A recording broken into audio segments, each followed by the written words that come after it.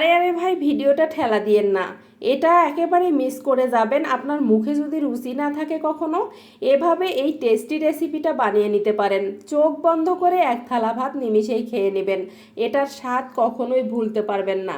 আমি কথা দিচ্ছি, আমার রেসিপি ফলো করে যদি এই ছুরি শুটকিটা এভাবে রান্না করতে পারেন, এর মজা কখনোই ভুলতে পারবেন না। এর জন্য প্রথমে কড়াইয়ের মধ্যে পরিমাণ মতো তেল দিয়ে রসুন কুচি, পেঁয়াজ কুচি ভেজে নিতে হবে। তার মধ্যে দিয়ে দিতে হবে 2টি টমেটো কুচি আর 4-5টি কাঁচামরিচ ফালি। এখন মশলাগুলো 2 থেকে 3 মিনিট ভেজে নিয়ে এর মধ্যে দিয়ে দিচ্ছি পরিমাণ মতো লবণ, হলুদ, মরিচের গুঁড়া, দিয়ে দিচ্ছি ভাজা জিরার গুঁড়া। এখন মশলাপাতিগুলো দিয়ে আবারও কিছুক্ষণ নেড়ে চেড়ে তেলের মধ্যে কিছুক্ষণ নাড়তে হবে। নাড়তে নাড়তে যখন ভাজা ভাজা একটা ফ্লেভার আসবে, তখন এর মধ্যে আবারও মশলা কষানোর জন্য সামান্য একটু পানি দিয়ে মশলাগুলো কষিয়ে নিতে হবে। মশলাগুলো থেকে তেল সেপারেট হয়ে আসলে এর মধ্যে দিয়ে দেব আমি আগে থেকে কেটে ধুয়ে রাখা শুটকিগুলো। শুটকিগুলো কিন্তু আমি কেটে শুকনো খোলায় ভেজে গরম পানি দিয়ে ধুয়ে রেখেছিলাম।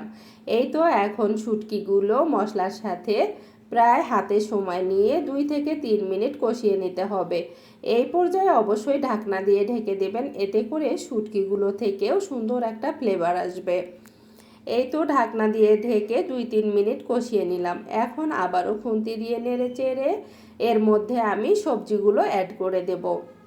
আমি যে সবজিগুলো এখানে ব্যবহার করেছি, এই সবজিগুলো সবগুলোই প্রায় আমার পছন্দনীয় সবজি। এতটা মজা লাগে এই সজনে ডাঁটা আমার কাছে, আপনাদেরকে বলে বোঝাতে পারবো না। আপনাদের কেমন লাগে অবশ্যই কমেন্টে জানাবেন। আর এখানে দিয়েছি আমি ডাঁটা আর হচ্ছে আলুগুলো আমি 2 ফালা করে দিয়েছি, ছোট আলুগুলো। এখন সুন্দর করে মশলার সাথে নেড়ে চেড়ে আবারও সামান্য একটু পানি দিয়ে এখন কিন্তু আমি একেবারেই রান্নাটা শেষ পর্যন্ত করে নেব। এই রান্নায় আমি বেশি ঝোল রাখবো না, তাই এই 1 বাটি পানি দিয়ে আর সবজি থেকে যতটুকু পানি আসবে অতটুকু দিয়েই কিন্তু আমি রান্নাটা কমপ্লিট করব। আর রান্নাটার সব শেষে অবশ্যই কিন্তু ধনিয়া পাতা দেওয়ার চেষ্টা করবেন, এতে করে তরকারির টেস্ট আরও দ্বিগুণ বেড়ে যাবে। আমি ধনিয়া পাতাটা দেওয়ার পর দেখতেই পাচ্ছেন আলুগুলো দেখবইখন একটু সিদ্ধ হয়ে গেছে কিনা। আর চুলার আঁচটা কিন্তু এই পর্যায়ে অবশ্যই মিডিয়াম দিয়ে রান্না করবেন, এতে করে কিন্তু তরকারিটা ভিতর থেকে নরম হবে আর একেবারেই সুন্দর জুসি হবে। দেখতেই পাচ্ছেন আলুগুলো নরম তুলতুলে হয়ে গেছে।